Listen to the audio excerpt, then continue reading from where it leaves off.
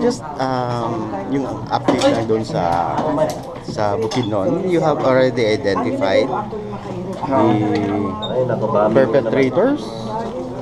Akin na lang to, sir, be? Amin na lang? Pwede? So have you identified na, sir? Have you known the motive and...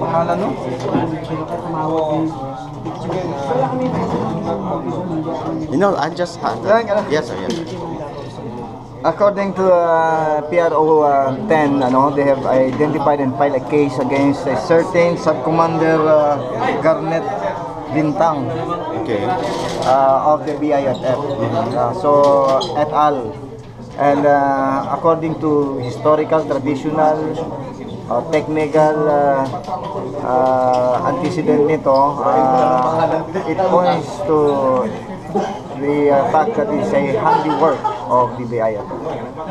Any motive? Or what are the motives behind the bombing? Basically, to terrorize the area, extortion, because there is a history of extortion against the bus company. So yun yung nangyari. Yung the last time na nagkaroon ng bombings doon sa lugar din na yon, ang motive din ay extortion. This seems to be very fast in identifying the perpetrator. Paano nangyari yun?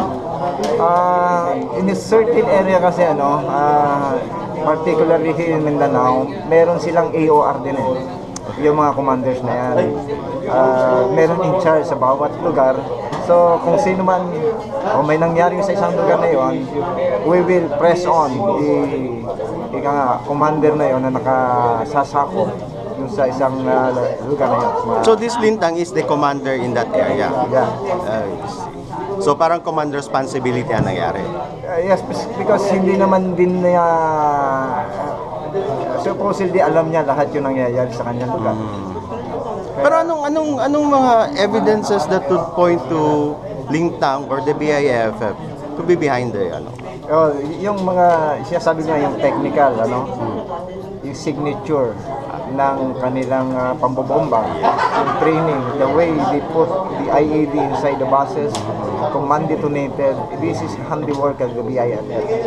So anong may pursuit operation ba with the police and the military? Operation, and accordingly, itong bombing is part of their test mission. Merong bagong graduate daw ng mga BIFF trained for this special operation. So mga bagong graduate might be a test mission of the newly graduate ng BIFF. What particular area to sila Lintang operates? Hindi ko pero dyan sa area na yan. In Bukidnon? No. Or Dyan sa North Cotabato, sa itong area ng Tacurong area na yan, yung 602nd, 601st AOR under the 6ID. That's why we are having now a close coordination with the 6ID dahil hindi naman area ng 10th ID yan. Nagkataon lang na passing doon sa area at the bus came from Wao or Lumbanan area, which is part of Lanao del Sur and part of the 6ID AOR. Pero sir, there are two incidents na ng bombing. One bus company lang, and at the same fronting the CMU nangyari. 1 kilometer away. So basically ganun pa rin, doon pa rin. So meron bang significance to doon sa investigation? If I am a terrorist, I will I see to it that I will have a maximum damage. So sa populated area ilalagay yan. Or magkakaroon ng malaking impact doon sa opinion ng mga tao. Mateterrorize yung pag-iisip ng mga mamamayan.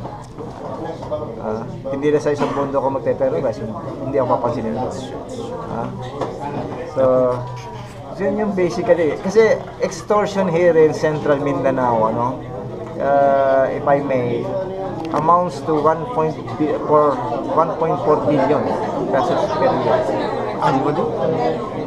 Targeting corporation, big corporation, plantation, mining industry, even mga national government agencies.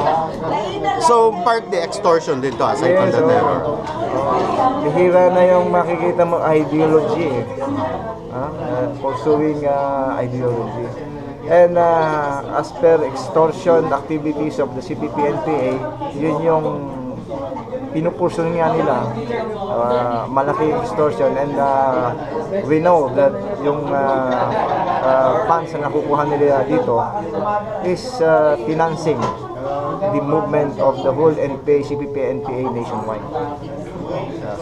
Sinusuportahan nila yan. Thank you so much.